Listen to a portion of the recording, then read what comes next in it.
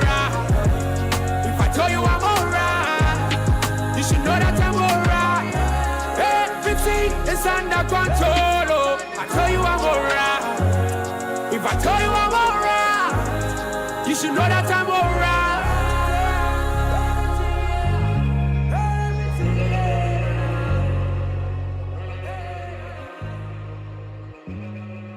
It's gone 48 minutes after 2 p.m. Central African time. Black Sharif coming through there with a song titled January the 9th. It's 1 month short. It should have been February the 9th because that is going to be the official relaunch of SABC 2. And we are currently here at the Galleria in Sandton Conference and Events Center in Sandton. Because this eve, Galleria in Sandton Conference and Events Center in Sandton. Because this evening, there will be a nice, beautiful gala dinner with the SABC2 crew introducing the new lineup of shows. And listen, we are excited. So Black Sharif, please reconsider next time. Write a song that says February the 9th. But we've got one of the contributors to this revamp joining us in the studio. With new programming as we live in every beat. It is a pleasure for us to talk about what this new lineup signals and the direction that it's taking. We're joined by Dichaba Palatse, Marketing Manager for Video Entertainment. Mr. D, welcome to the taking. We're joined by Dichaba Palatse, Marketing Manager for Video Entertainment. Mr. D, welcome to the show. Thank you very much for joining us. Thank you very much for having me. Yeah, so from a marketing perspective and just audio visually, what was the vision by SABC2 in terms of, enticing the viewer to pay attention to the new shows that are coming through? Dichaba, before you start, apologies. Before you start, let's just sort out your mic so that our lovely listeners at home and those streaming the show can hear you. So let's take a quick breather. We'll be back right after this. Be inspired. Stay informed. Channel Africa, the beauty of life. Now available anytime, anywhere with our new app. Africa, voici Abedi. Oui, c'est moi. Abedi est un passionné de musique dans l'âme. Il a un goût pour toutes sortes de musique et passe ses journées à écouter Channel Africa. J'aime beaucoup la musique africaine. Ok. Devinez quoi? Channel Africa veut aider Abedi et les mélomanes du monde entier à découvrir encore plus de musique incroyable. C'est pourquoi Channel Africa appelle les artistes africains à soumettre leur musique. Chers artistes, n'oubliez pas de nous fournir toutes vos informations pertinentes à l'email adresse musique@channelafrica.co.za. Les soumissions sont votre chance d'être entendu, mais elles ne garantissent pas une playlist. Toutes les soumissions seront soigneusement examinées pour voir si elles répondent aux exigences de notre station. Channel Africa, la perspective africaine. Africa in Business on Channel Africa. The United States was very vocal at the beginning of South Africa's G20 presidency, and this is largely due to strained relations with South Africa at the time, that they were not really keen on participating. Where do they stand right now? The US is planning to take over the presidency of the G20 next year, and our understanding from them is that they intend to continue to do so, and therefore it is quite difficult then to be in a situation where you are not attending deputies' meetings or discussions during our presidency and then to take over the presidency next year. From a finance track perspective, there has been engagement. We've been working on a communique last week and this week here in Zimbabwe. What's important about that is that it's a consensus document. And so all the members in the room have to agree to the language that is used there. And our US colleagues have been part of those discussions and negotiations. Bringing the African markets into your home. Channel Africa, the African perspective. Whatever you want to hear about today's talk, you can only get it on the Upside. Every weekday, 2 to 5 p.m. Central African time. Welcome back to the Upside. A pleasure to have you join us. Welcome back to the Upside. A pleasure to have you join us. It is, it's almost 3 p.m. in Central African time. We have a news bulletin at the top of the hour. But before we get there, we continue to mark a new chapter that is shaped by South African stories here at SABC2. And as mentioned, you can catch SABC2 on our SABC Plus platform. So wherever you are on the African region, you're able to catch the wonderful shows. We have sitting sitting with us here at the Galleria Dichaba Paladze in his capacity as marketing manager for video entertainment. So I was asking you before we took a break in terms of the marketing direction and just, looking at things from an audiovisual perspective. What has been done differently to entice the viewer to check out the brand new programming? Well, let me first start by saying that you guys look wonderful. You guys, the show is sounding great. There's really great movement happening with Channel Africa. So That's the only compliment I've received from you so that far. is true. So I think what we wanted to do as a collective, what we actually did is we had an honest look around where our starting point was looking at the country, right? And in order to identify the needs, we identified the problems, right? So the country is highly fragmented. There's a lot of division. There's a lot of issues. There's also a lot of anxiety, right? There's this feeling of uncertainty, right? And we then asked ourselves, what's our role as a public broadcasting channel in resolving some of these issues? And one of the things that we're very intentional about is that we want to be the brand that unifies the country. And really that was the starting base of how we began to curate this brand new channel that we're launching here today. So we then said we want SABC2 to be all-inclusive, to reflect all the languages of the country. Zulu, Sotho, Xhosa, Afrikaans, Swati, all of them. We wanted a channel that is inclusive of all races, regardless of belief, and even cross-bridge generations. So out of that, we then created amazing content with our partners, from drama pieces, telenovelas, dramas, teen vodcast shows, game shows, talk shows, and all of that really at the center of it are there to invite and call South Africans to sit together and see a piece of themselves reflected, but not in a fragmented way, but in a unified way. So really that is the vision that we have for the channel. And this is the first iteration of that with the shows that we're launching today. I tell you what, Dichaba, you have quite the job as a marketing manager. You are supposed to tell the stories. You are supposed to reflect the realities of South Africans. And on this new revamped platform, you are the one telling the story in terms of how we are to engage the content, how we are going to now be reconnected again as families watching television. Does it add more pressure knowing that we're in a digital age, knowing that people are consuming content on their phone on the go?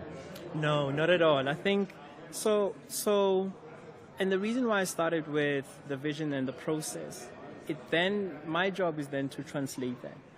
So how do I then translate this vision that the business has? And we went through different iterations, and where we landed was with the payoff line, live in every beat, the pulse of South Africa. And the reason for that is that live in every beat is a call to action for South Africans to be present, to recognize the pulse of this country, which is beaming of unity. Right, so we're actually calling for the commonality of all of us South Africans. And really that was the spirit in how this whole project came to be.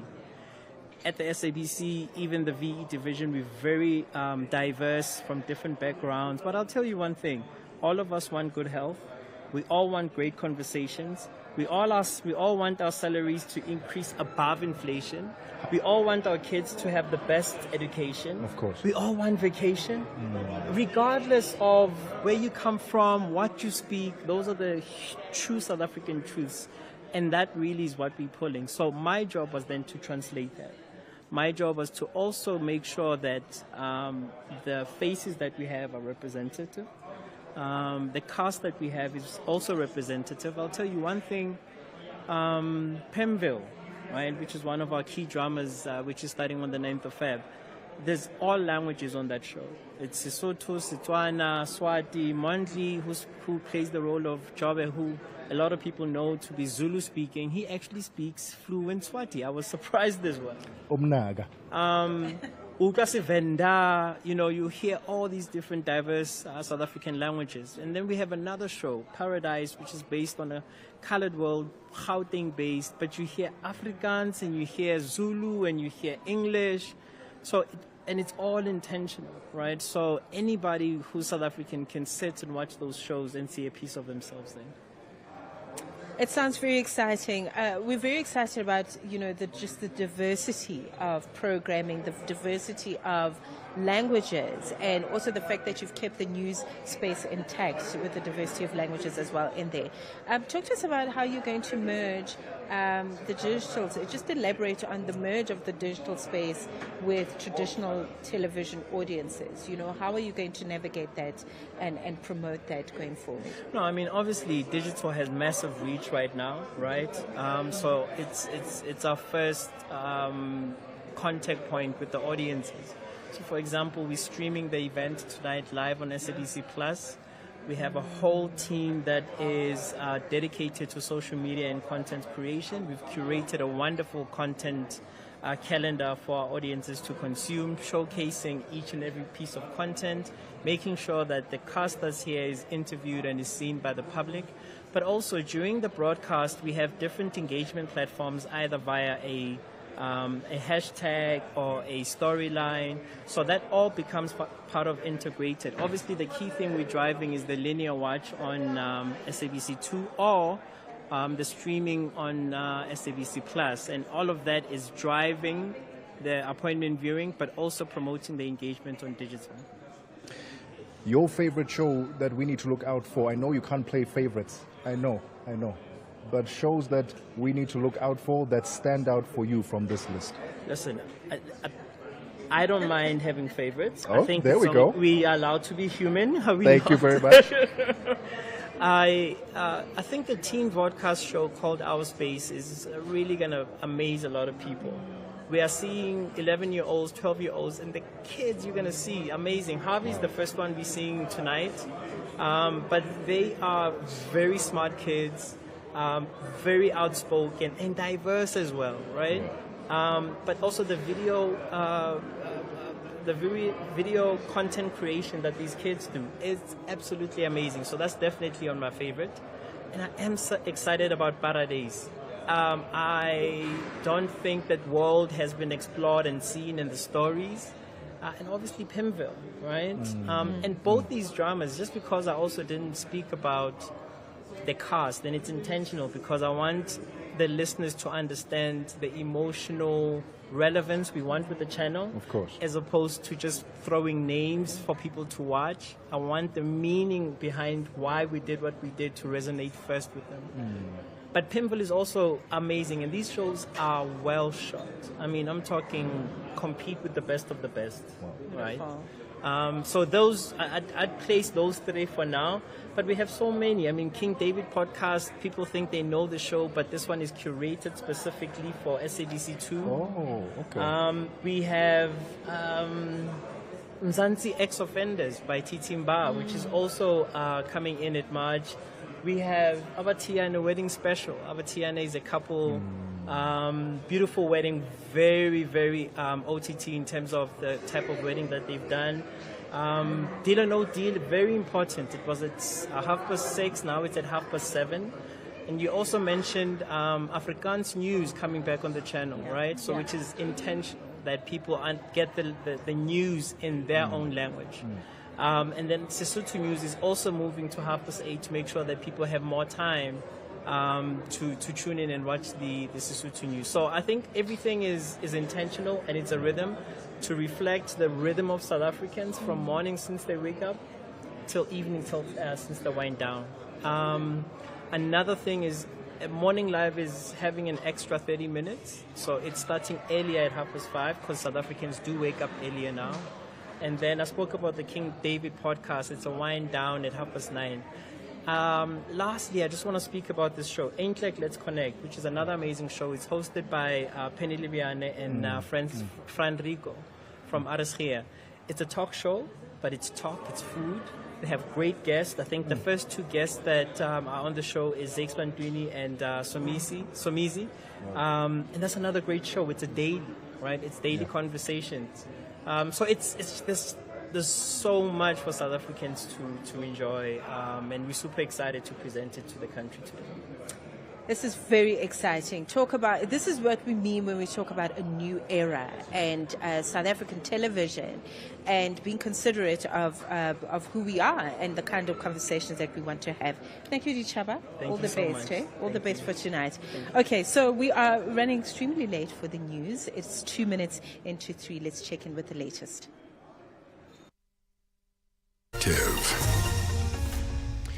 Top stories: Asawa heavy gunfire heard near Niger's international airport, and Pakistan ramps up Nipah virus screening.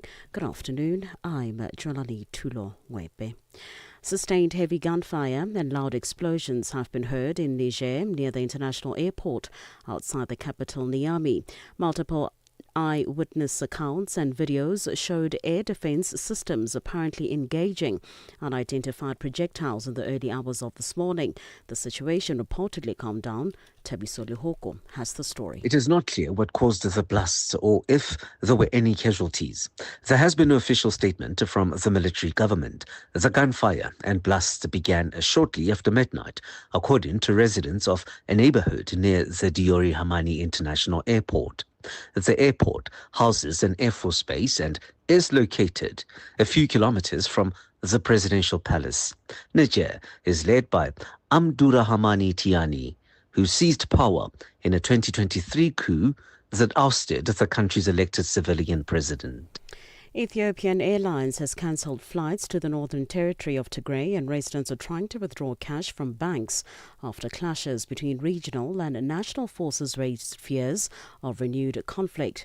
Ethiopia's National Army has battled fighters from the Tigray People's Liberation Front party for 2 years until late 2022 in a conflict that killed over 500,000 people and displaced millions more. Clashes broke out in the territory's disputed western part earlier this week. The Tigray War ended in a November 2022 peace pact, but disagreements have been festering over a range of issues, including contested territories in western Tigray and delayed disarmament of Tigrayan forces. The traffic police in South Africa's Gauteng province say they are continuing to clamp down on non-compliant learner transport and public transport operators across the province.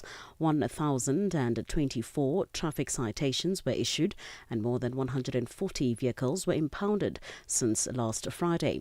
The Provincial Community Safety Department spokesperson Ofenza Morwane says the violations include operating non-roadworthy vehicles, non-compliance by drivers and failure to adhere to the National Road Traffic Act. The clampdown follows a tragic accident that killed 14 learners in Vanderbijl Park in the south of the province.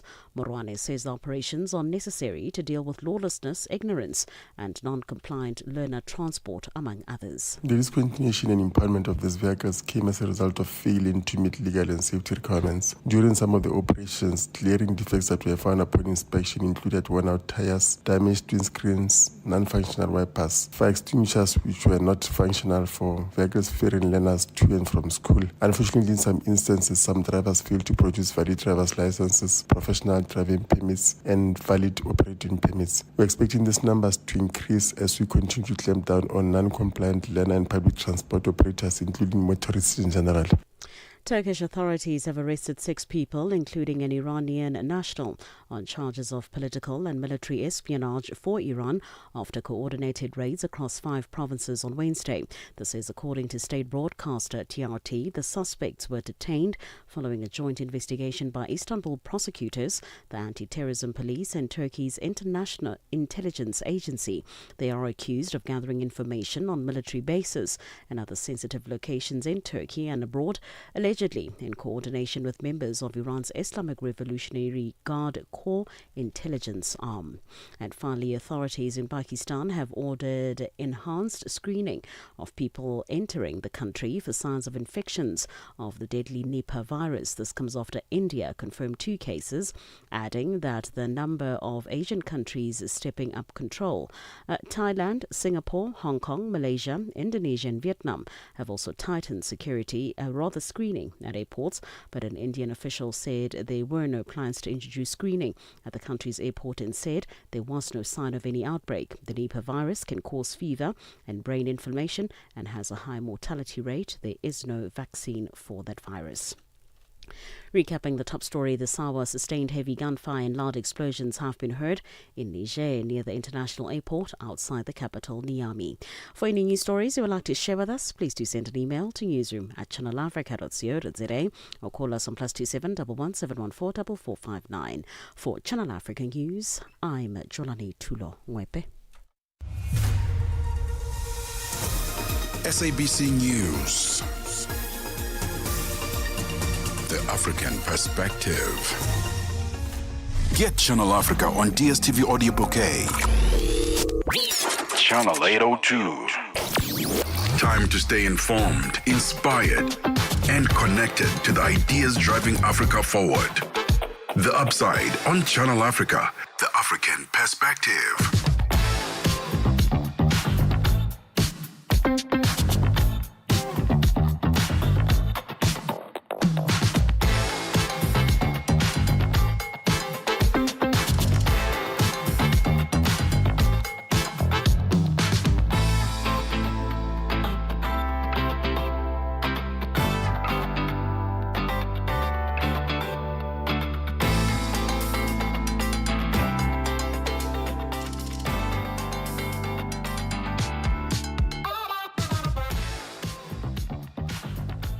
Oh, it's gone 9 minutes after 3 p.m. Central African Time. Upsider, thank you so much for staying. It's gone 9 minutes after 3 p.m. Central African Time. Upsider, thank you so much for staying tuned and locked in on the station. Thank you so much. It's a Thursday edition of the show. We're coming to you live from the Galleria Conference and Event Center in Sandton for the launch or the relaunch of a new era of storytelling, authentic storytelling on SABC2. From the 9th of February, you'll notice on your screens, whether on SABC Plus or on SABC2, you'll notice that there's a shift, man. There's a change, all in the name of ensuring that authentic storytelling is preserved in South Africa and that diversity is exhibited at the highest level.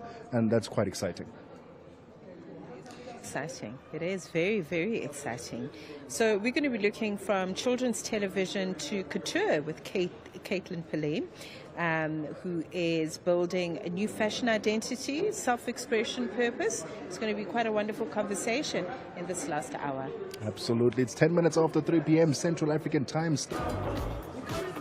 Africa at Play with Neto and ETO Chemane. Lelintle, talk to us about your relationship with your father, Coach Pitso. What is this one thing that he said to you that is still stuck at the top of your head? Coach Pitso and our mom, Moira Tlhagale, have always told us that whatever we do in life, we must do it to the best of our abilities and, represent our family well. But the big thing is do what you love and do it with all the passion that you have. And I think we see it in both their work. I mean, my mom has done a really good job with placing Coach Pitso in different clubs around the world, and she's negotiated contracts, and she's shown that as a woman you can also do work that is seen, and you can also get respect from men in a male-dominated space. And I think my dad has also shown that you must never underestimate the Black African man. Lelintle Mosimane, a South African communications and digital media professional. Lelintle is also a daughter to a great mentor when it comes to the game of football, Coach Jingles Mosimane. Live every Saturday and Sunday from 2 to 5 p.m. No interruptions, just the music you love on Channel Africa.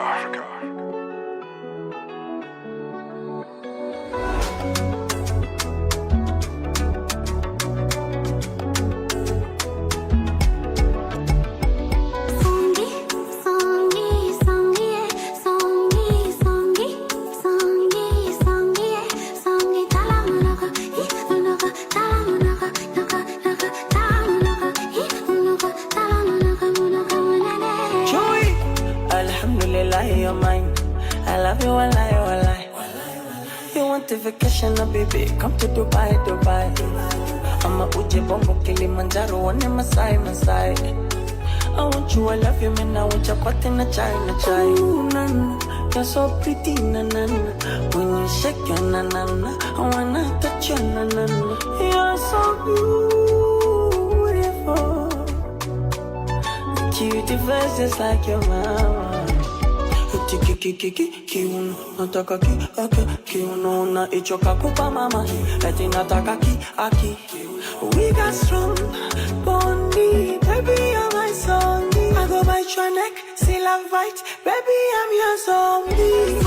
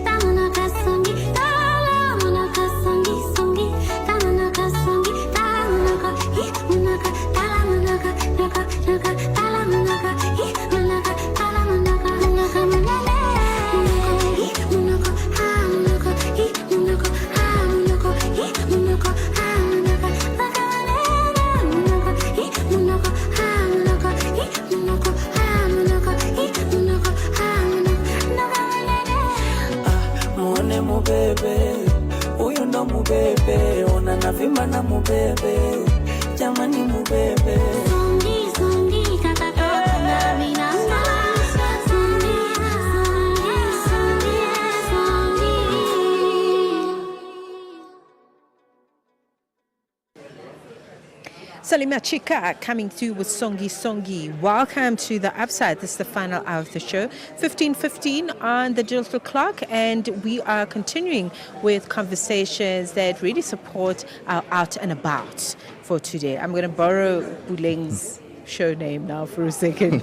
We're out and about, okay, as a show, and here we are at the Santon Galleria celebrating a new era of SABC2. I thought you were going to use every single show name we have on Channel Africa. We're on the move, then we're now out and about. Actually. And we're getting a kaleidoscope. I love it. Let me stop right there. I love it for us. Let me stop right there. Listen, South African actress, television presenter, stylist, and fashion entrepreneur Caitlin Pillay has built a career that moves seamlessly between the screen and the studio. Many viewers remember her as one of the familiar faces on Hectic on 3, where her presence was matched by striking personal style, often designed and styled by her own hand. Did you know that? What began as self-expression soon became a signature, showing how fashion can speak to identity, confidence, and purpose. That instinct grew into Cater Couture, a brand shaped by self-taught skill, discipline, and a clear creative voice. To tell us a bit more about this, we are joined on the line by Caitlin Pillay. Caitlin, how are you doing on this fine Thursday? I'm doing just fine. Thank you so much for having me. It's so wonderful to be on the other end as a guest. I'm used to interviewing others as well. So thank you for such a beautiful intro there. Listen, that was all you. Me, I am just reflecting the work that you have done. Caitlin, let's talk about self-styling yourself, because a lot of people remember you on Hectic on 3, but not many would have known that you were styling yourself this whole time. Where did that confidence come from to style yourself, and how did it grow as you were continuing the seasons, just styling yourself further? I'll give you a very honest answer because if my mom was here, she'll say it started way back when taking me to church and I was taking long to get ready. And she'll say, "This is church, not a fashion show." So I think it started way back when I was younger, putting on dances for people in the community, for family and friends, and always dressing up for an occasion to perform. So being a performer as well as styling myself always seemed to go hand in hand.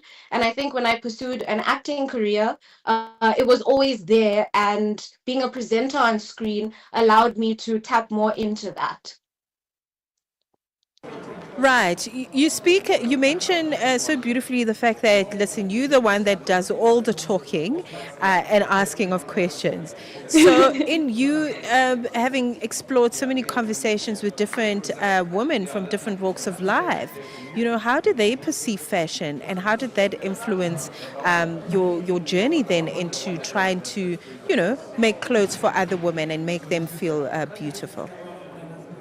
So I'll give you a nice example. A woman that I've been able to work with was Shamila Miller. She's also an actress in the industry, and being an older, more experienced actor, I really learned from her, or looked up to her, I should say. And having had the opportunity to then style and dress her, I saw the love for fashion and just dressing up that women have and that we all share and find relatable.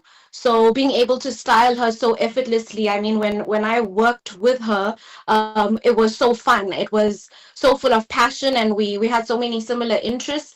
And I think as not just women, but every single one of us, we want to be included in having that relatable thing of a passion for fashion, because we all worry about what we look like before we leave the house. So even more so if it's an event or somewhere that you're going to, it is part of your identity. Your style becomes almost your business card at the end of the day. So I think having someone in the industry as well recognize that we could relate in that way and work together, just show me that this is the path that I'm called to be on. And I look forward to having that experience more often with more women. And so far, I'm still learning, but it's definitely influenced my way of thinking in that I want to include as many people as possible. A lot of the ideas I have are very not just inclusive, but thinking outside of the box so that we can also create sustainable fashion for future generations and just pass on that passion. From children's television to couture, we're currently in conversation with Caitlin Pillay, who's building a fashion identity rooted in self-expression and purpose. We'll continue the conversation right after this. The whole population of Africa has been shocked to the depth of its soul. For 60 years, Channel Africa has been the voice that connects the continent, telling our stories and sharing our vision with the world. This year, we mark 6 decades of broadcast excellence. 60 years of stories, sound, and connection. 6 years of African conversations that matter. This is 60 years of broadcast excellence. Rooted in Africa's heartbeat and looking boldly into the future. Join Channel Africa as we celebrate 60 years of broadcasting. Still strong, still vibrant, and still giving you the African perspective. Channel Africa. Mmatsheko Mosito and Tebogo Lekhuleni on the upside. 21 minutes after 3 p.m. Central African time. Listen, we are still broadcasting live from the Galleria Conference and Event Center in Sandton for the relaunch of SABC2. Their new tagline is their strategic position, that is, they want to be the heartbeat of the nation. What a story it is, and we can't wait to unveil all the different shows. That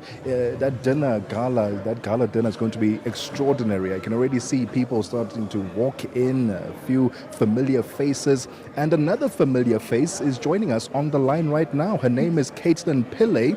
She is a South African actress, a television presenter, a stylist, and a fashion entrepreneur. She has grown her own fashion brand, her own line. It's called Cater Couture, a brand shaped by self-taught skill, discipline, and a clear creative voice. Caitlin, for someone who has never considered style important, let me use myself as an example. Why is not just dressing yourself, but why is it so important to look good so that you can feel good and you can do good? How big a role does fashion really play in one's confidence and ability to self-express? I really like that question. I think we don't even think about how much maybe detail goes into what we wear, even if we don't think about it or we think we don't care about it, but it influences how we feel. I mean, something as simple as pajamas is something that I try to make sure I can even make that on my own. If I don't have enough clean laundry and I want the right type of pajamas that's going to make me feel comfortable to sleep in. So I think also style is not just about what people see, it's about how it makes you feel and the comfort that makes you feel comfortable, even if it's just in your own house, even if you're just going to the shop to buy bread. Sometimes you don't overthink it, or sometimes you do, maybe because you just want that simple hoodie that's going to make you feel comfortable to the shop. And sometimes even better if it's personalized or has something that relates to your identity. And if it's someone like you who doesn't care too much, sometimes I think the care is very deep down. And I think fashion can be a simple thing, because we do care about covering up our bodies at the end of the day. So I think fashion, the misconception can also be that it's about how it looks, but I definitely think it's how it makes you feel. Because even if it's something very simple, even if it's something as simple as Skims, it will make you feel like a Kardashian. It'll make you feel slim at the waist. So it really is about perception and what makes you feel comfortable. Absolutely, I agree with everything you said, but I'm also just interested in, finding out your journey in garment construction. I believe that you're self-taught. So, in your independent journey or learning independently, what did you learn along the way in terms of how to really construct garments that make people feel good in their skin? I like the way you phrased the question, but I am still learning. I think every single one of us are learning every single day. But what I will tell you is that natural talent sort of met learning independently when I've been learning garment construction, because I'm still learning pattern making and I haven't learned it professionally. But what I will say is learning to trust yourself and having faith in yourself is very important, and is something that I'm still adapting to every day. Um, Answering this question is so nice because some time has passed where I've actually made myself some stuff to trust myself to do it again. But I'm not always following the traditional routes of pattern making, even though those are things that I'm still pursuing. So I think learning to trust yourself and learn on your own definitely needs that discipline. I mean, nothing ever happens out of thin air. There's a lot that I am still trying to perfect or get the routine right and get the habits in order. But it all starts with the love and fun for what you want to do. And I think if anyone, I mean, when I got a sewing machine and I learned how to sew on my own and started cutting up stuff on my own, there was natural talent there, but there was also an eagerness to learn that I started telling people around me, like, if you can go to a restaurant and buy food, and you don't know how to cook food, you're gonna want to learn how to make certain simple things. And I think with clothes, it's very similar to that. Like, we don't put in a lot of thought into what we put on our bodies sometimes, but we're always buying textiles, we're always buying clothes because we need to cover up. So I think it can be an essential skill, and it can be a fun little hack into changing the way we perceive life and how we feel about ourselves, to feel our best self and really just exemplify our own style, even if we feel like it's a don't care style. I think our presenter there definitely has a style of his own. It's a unique one.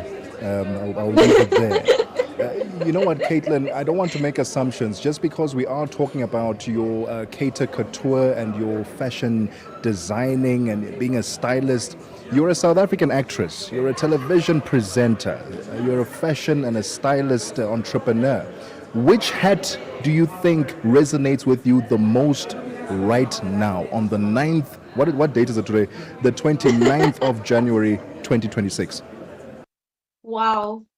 Is this question, I think my brother Roman, who's in Joburg, if he's listening, he will be like, I wonder which hat you're going to say, because he would always say pick a hat, and I always want to wear both. I think that's the power of fashion design, is we get to upcycle things. So I'm gonna say half and half, purely because talking about fashion today is very, very in line with the pressures on me to even entering a fashion competition that's going to push me into what's next for me in fashion. And also, I'm an actress every day. I'm auditioning every single day. So it definitely goes hand in hand. And I think with my purpose, and we all have a unique purpose, I can't choose, because it's who I am, and it goes hand in hand in what I do. So I'm going to leave it there and say upcycle it and wear both.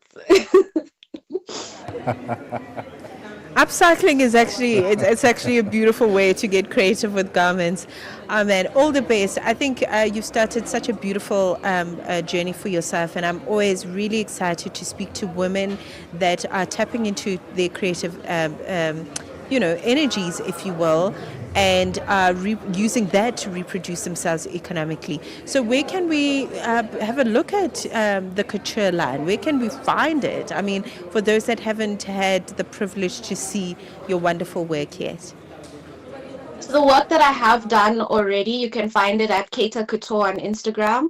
I do need to update a lot of that work. As an artist, I believe in having periods of introspection before you share everything. And so I've been enjoying the beauty of just keeping some of the art to myself, but what I have made already is on there, and there's more to come. And there's just always the message of hope that if anyone sees anything that anyone is doing, you have a unique gift and talent too that you can share. I mean, anything that I create, I never want to spread the message or misconception that, you know, if one person has a talent. I really want people to be inspired and understand that you have your own God-given talent, and when you see me shining, remember the light that's in you too. So yeah. We are truly inspired. Caitlin, thank you so much for your time this afternoon. All the best with your couture line, with the presenting, with the acting. Hey, you're a busy human being, but you're doing amazing things, and we wish you nothing but the best for the year 2026 and beyond.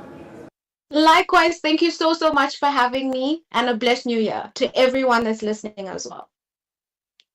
The voice of Caitlin Pillay. She's the founder of Cater Couture, brand shaped by self-taught skill, discipline, and a clear creative voice, allowing you to just express yourself. And I'm all for it. She's also an actress, a television presenter, stylist, fashion entrepreneur, and a model as well. Go check her out on all social media platforms. It's 30 minutes after 3 p.m. Central African time. Let's get the latest sports. Sports on Channel Africa. The African perspective. And we bet off with cricket news this hour. Sri Lanka have named a 16-player squad for a 3-match T20 international series against England, using the contest as their final rehearsal ahead of the ICC Men's T20 World Cup 2026. The series gets underway on the 30th of January at the Palakkale Cricket Stadium, with all matches taking place at the same venue. With the T20 World Cup starting in early February, the series carries significant importance for Sri Lanka, who are looking to reset and build momentum after a recent 2-1 ODI series defeat to England. While that loss highlighted England's greater consistency, Sri Lanka took encouragement from several individual batting performances and competitive bowling spells, elements they will aim to translate into the shorter format. Selectors have opted for continuity over experimentation, largely retaining the core group from the recent series against Pakistan.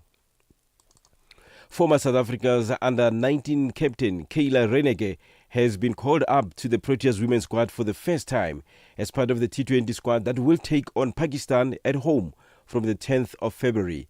A 20-year-old becomes the latest former youth international to graduate into the senior team, following in the footsteps of Karabo Meso, Mianei Smith, Seshni Naidu and Ayanda Hlubi.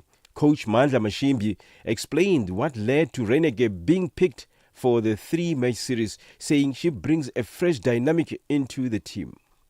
Kayla is an off-spinner, of which we've been struggling to get of late.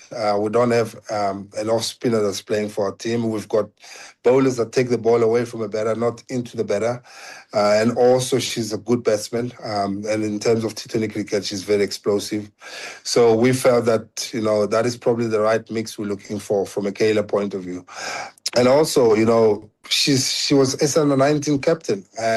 She's got a good cricket brain on her. And she's done well domestically as well. Conversely, Smith misses out completely from both the T20 and the ODI squads for the inbound series, which was a bit of a surprise given that she scored her maiden half-century in the series against Ireland in December. Mashimbi admitted that it was not an easy decision to leave her out, but was looking at other factors contributing to the team's balance. And as for Mianei, it was quite unfortunate. It was a tough decision to make because I know that she's definitely somebody that's going to be a big player for the future. But I'm not scared to make such decisions as well, as tough as it is. At the same time, she's not out of the equation. She's still part of the squad. It's just that in terms of the balance of the team, it was quite a tough one to actually keep her into the squad, keep her in the Pakistan squad, in both formats. Football news: President Cyril Ramaphosa will receive the original FIFA World Cup trophy during the FIFA World Cup trophy tour at the Union Buildings in Pretoria tomorrow.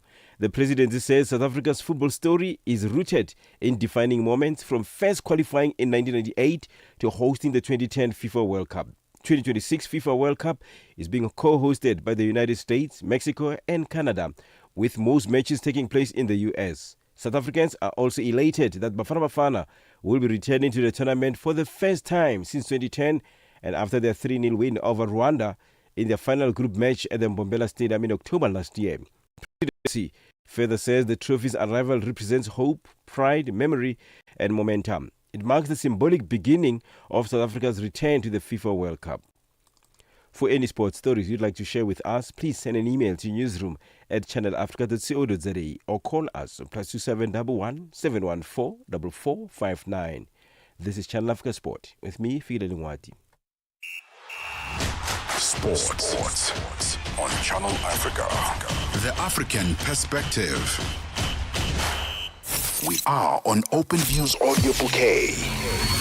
Channel 628. Across Africa, communities rise with the promise of clean water and clean sanitation. The African Union's 2026 theme calls us to action. It's about mobilizing real commitments, securing climate-resilient water and sanitation projects, and ensuring that water becomes a driver of sustainable development and prosperity across the continent. A landmark moment, not only for Africa, but for the global movement for access to safe water for all. Assuring sustainable water availability for every home, every village, every nation. This is the Africa we want. Channel Africa, the African perspective. Hey, it's 36 minutes after 3 p.m. Central African time. Let's get the final business news this afternoon on the upside. Nosipho Zuma is standing by.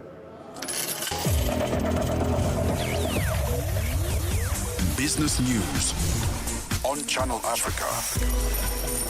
The African perspective. Thank you, Tebogo. Good afternoon. In your business news this hour, South Africa's Reserve Bank's Monetary Policy Committee has decided to keep rates unchanged, leaving the repo rate steady at 6.75% and the prime lending rate at 10.25%. The bank says inflation has reached its peak for the year and is expected to remain under control.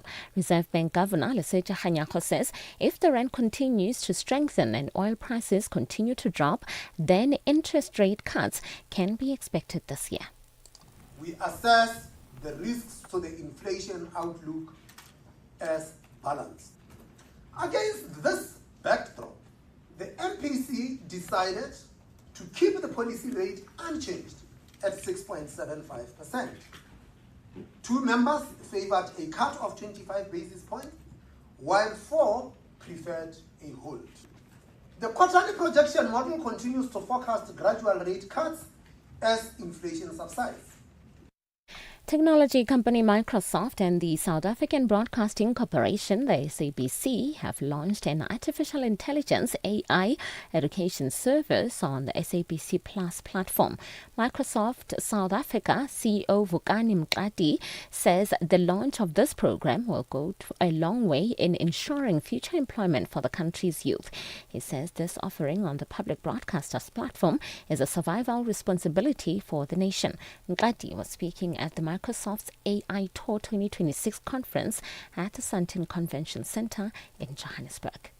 Our point of view is if we skill our people now with the right type of tools in technology, because we know this tech is going to revolutionize how we think, we can therefore be ahead of the game as opposed to catching up. Because if we play catch up, unfortunately we're going to impact our unemployment even worse. Mozambique and Total Energies have relaunched development of the French energy major's $20 billion liquefied natural gas plant. Nearly 5 years have passed since the project's halt due to a deadly attack by Islamist militants. Construction of the project was halted in 2021. The project is in the northern Cabo Delgado province on the border with Tanzania. Total Energies had already lifted in October the force majeure it declared after the attack and has sought compensation of $4.5 billion in cost overruns linked to the delay from Mozambique government. World stocks have gained as investors' optimism over earnings held up ahead of Apple's results, while gold blazed to its latest record high and oil prices rose on US-Iran tensions. The Euro Stoxx 600 gained 0.5% on the higher oil and precious metal prices, with indexes in Britain, Spain and France all making gains. German shares fell 0.6%. Markets have been counting on earnings to keep equities in vogue as prospects for U.S. rate cuts before summer fade. And finally, gold has advanced to a new record high near the $5,600 an ounce level as investors sought refuge from escalating geopolitical tensions and awakening economic signals in the United States. Silver also benefited from the flight to safety, leaping above the $120 level. Spot gold rose 2.2% to just over $5,516 an ounce after hitting a record of $5,594 earlier in the day. The metal, which has hit record highs for 9 straight sessions, was set for a 28% rise for the month so far. Your financial indicators. $1 in Nigeria is trading at 1,000 Naira 398 and Botswana is 13.05. Kenya, the dollar is trading at 128 shilling 205 and in Zambia it's 19.69. The BRICS countries, $1 in Brazil is trading at 5.19. Russia is 76 rubles 34. India it's 91 rupees 84.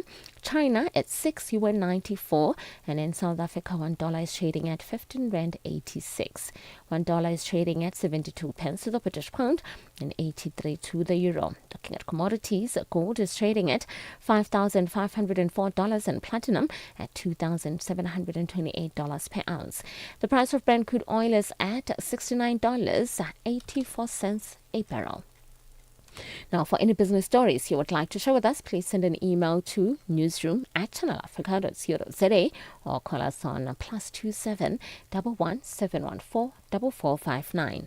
For Channel Africa Business, I'm Mosito Tebogo.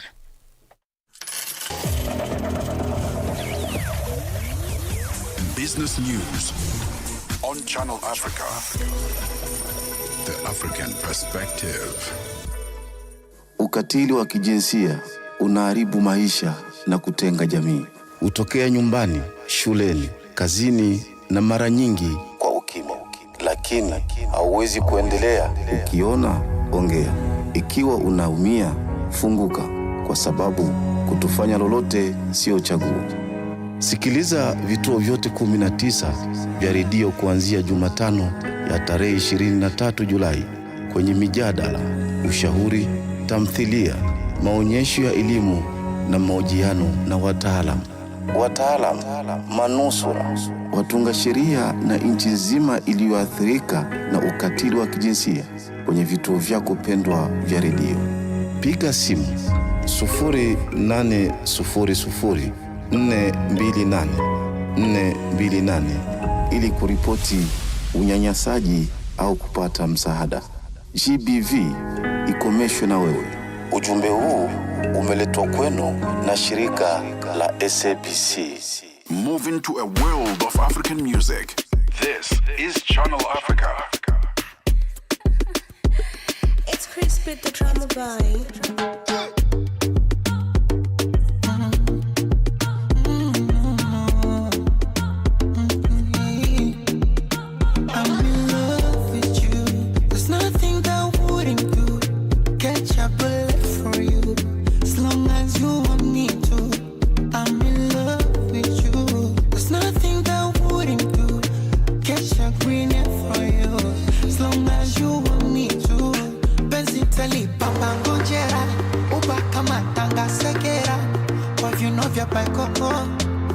Kutoka Manzabe, picha twazi twanga kisera, posti insta wanga kwa kera, baada ya chali kimoko.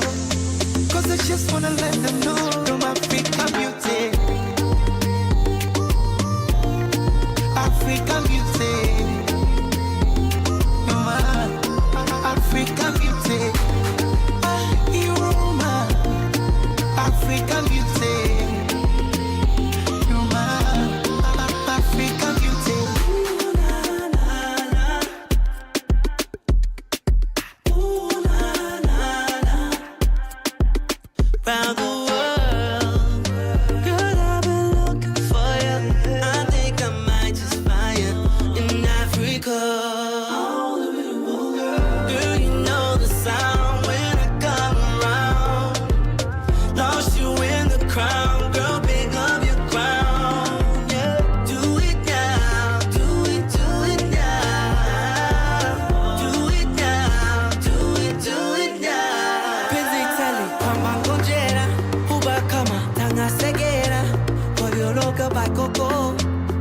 Kutoka Mazabe, picha twazi twanga kisera, posti insta wanga kwa kera, bataja vikemoko. Cause I just wanna let you know African beauty. African beauty. You're my African beauty. You're my African beauty.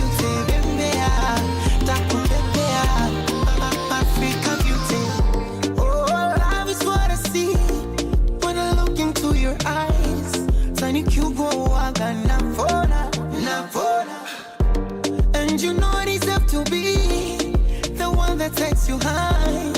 Timwili chumbani kila kona, benzi tali papa ngojera, uba kama tanga sekera, kwa vino vya paikoko.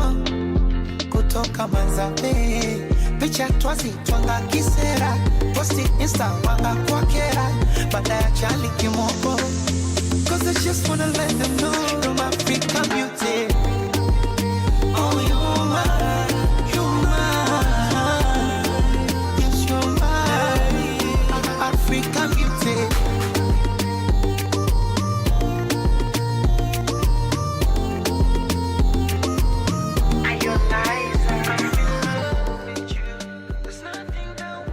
African Beauty. We've got Diamond Platinums on that one featuring Omarion. Ladies and gentlemen, it's 46 minutes after 3 p.m. Central African Time. We are still at the Galleria Conference and Event Center in Sandton to witness the relaunch of SABC2, a new era, new programming, and we're very excited about what's going to happen on the 9th of February. And one of the new shows that are going to be on display on SABC2 is hosted by the man we're about to have a chat with. Listen, he's not just any man, he's a king, okay? King David Mashabela is who we're going to talk to, because if you know anything about anything, you know that the King David podcast has gained quite a big following on YouTube, and it is now going to be making its way to launch on SABC2, bringing with it thoughtful conversation to a national platform. As hosted by David Mashabela himself, the show explores leadership, purpose, along with personal growth, giving listeners access to stories and insights from real people, okay, and real experiences. And I've seen a lot of people, like there is like a general consensus that King David is such a beautiful listener, and I think that's just such a beautiful thing to have as a talk show host. King David, how are you doing? Good to talk to you.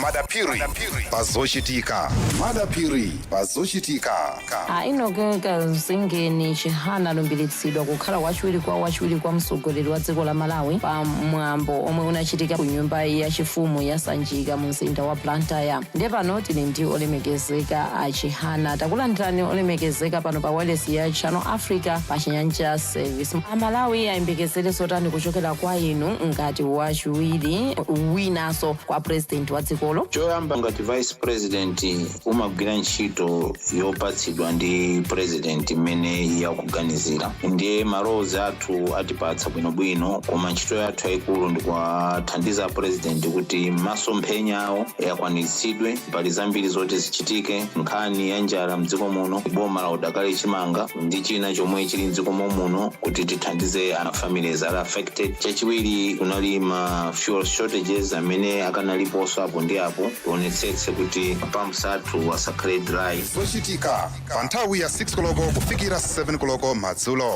lolemba mpaka lachisanu ndi madapiri. The Upside. On the Upside, your voice matters. Okay, so this is us celebrating a new era of SABC2 programming, and before we took a quick break, we wanted to have a conversation with King David Mashabela to talk about the fact that the King David podcast is now going to be making its way onto a national platform, that is SABC2. King David, are you there? Can you hear us? Mosito Tebogo Lekhuleni, papi. We are so happy for you. We're so proud of you. I think before we talk about you now moving onto a national platform, the idea behind starting this podcast in the first place, talk to us about, why you started and how you got started. I can give you the smart answer or the honest answer.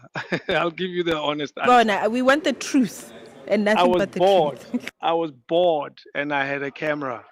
And I had just spoken to Ndate Granchakwani, and I thought the conversation was pleasant on the phone. And I asked him if he doesn't mind coming to hang out with me, and he agreed. And I said, "Do you mind if we record your story?" I don't mind, and we switched on the cameras. And that was how it started. It was literally a random beginning. It was not a big plan. And after I recorded and edited that, I thought maybe I should do more of these type of stories. And that's the long and short of it. King David, I mean, you are saying you started by chance because you were bored. Did this then over time allow you to streamline the type of conversations, the type of guests that you wanted to have going forward so that you have a particular theme around the show and it doesn't sound like it's all over the place? Yes, absolutely. In the beginning, and the tapes are grand. I hope you out in the beginning, it Great, was great, Ngiyabonga. yes, it was in the beginning. I was talking to radio personalities, and those were the only people I was talking to. I recorded about 25 episodes because I was just curious about how people who are in my industry got into it, and then after that, I figured let's widen it slightly, and I started talking to actors. So if you notice the uploads, they are themed. For about 10 episodes, I would speak to actors, and for about 20 episodes, I would speak to experts on a particular field or experts in general.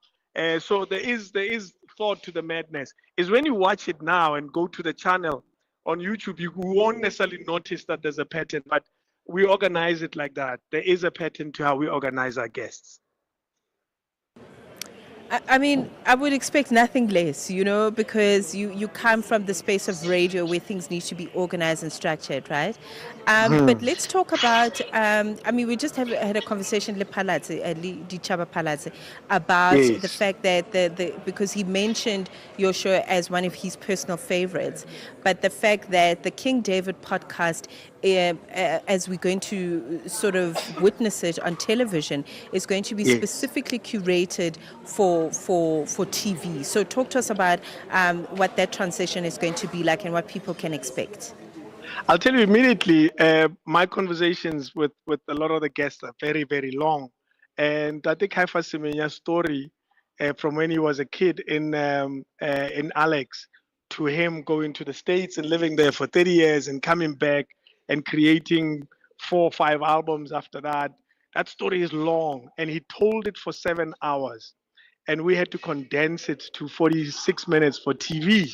So that kind of gives you a sense of the amount of work we had to do to try to make sure that the stories are still captured and they're still fascinating. So what you're getting with this season is the likes of Sofindaba, the likes of Jerry Pell and Tate Owen Sejake. These are superstar actors that have been on our TVs, and you're getting that. Both Tate Freddy Gwala. These are people who have, in a way, tell the story of South Africa through their own lives. If you hear what Ntate Sipho Hot Six Mabuse says about the formation of Harare and the formation of other bands, the story is fascinating, but it's also a window into the history of our time, the history of South Africa, and that's what you're going to get. The names that I mentioned are on this season. It's about 65 episodes that South Africans will enjoy for about 13 or 14 weeks or so. Well, we are looking forward to it, David. I want to know specifically when it comes to SABC2, because the King David podcast could have gone anywhere. What is it about SABC2 that resonated with you the most? I'll tell you, I work for a station that almost feels and sounds like SABC2, Radio 2000. It's the audience, their age group, the general appeal. This is a platform that appeals to almost all South Africans, specifically those that are slightly older. And this is a platform that speaks multiple languages. It's comfortable in all South African languages. And for me, those are the things that made sense to me. Because when we started talking with SABC2, I told them that my podcast is not language specific. They said that's exactly what we're looking for.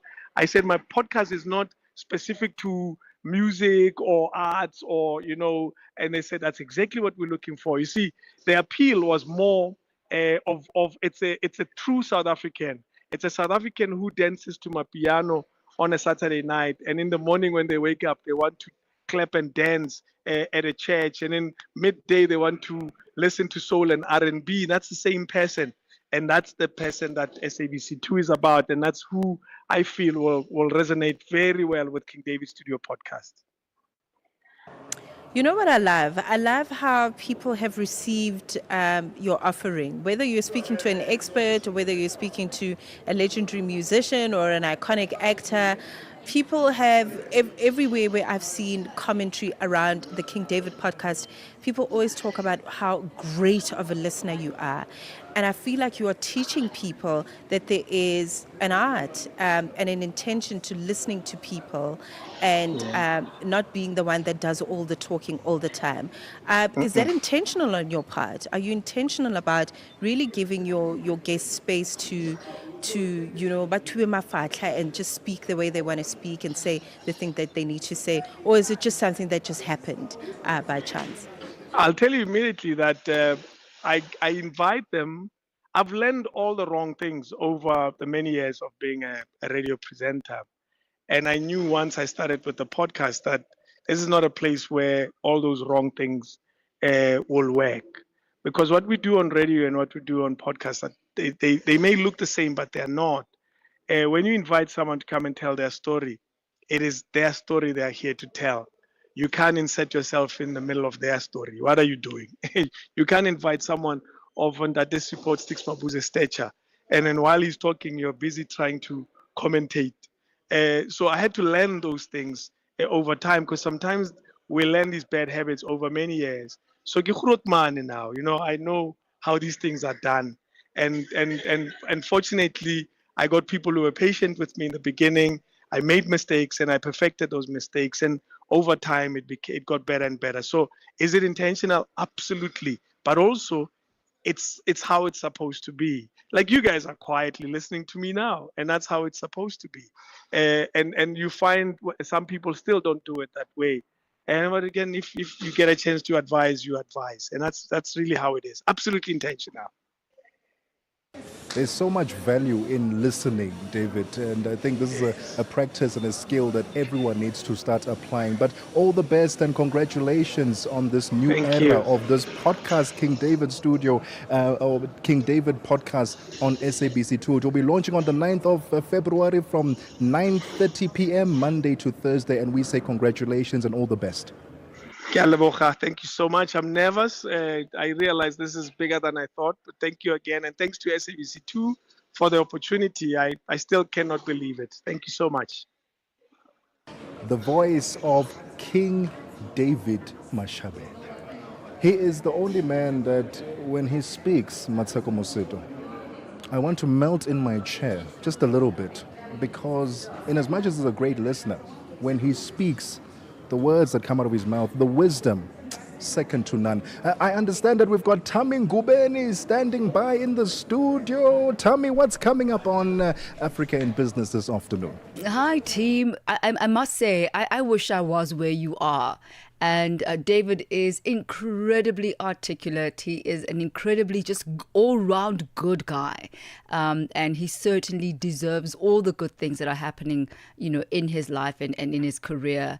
And super congratulations with his show being picked up by SABC2.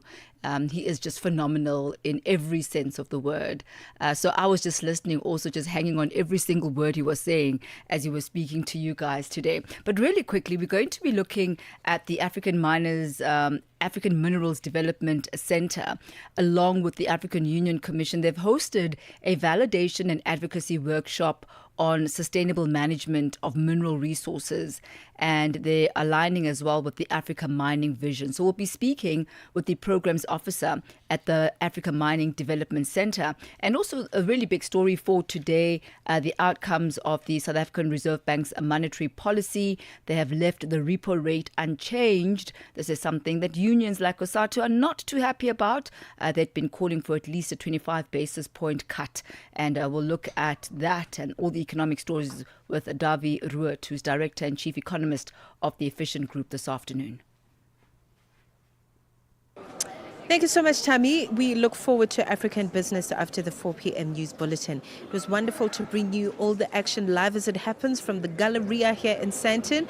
And as the team from SABC2 had noted, they are going to be streaming this particular event for you to check out on the SABC Plus platform, okay, so that you can get in on the action. Thank you for tuning in. We're back again tomorrow. It's 4 p.m. Cheers. 6 decades of rhythm, resonance,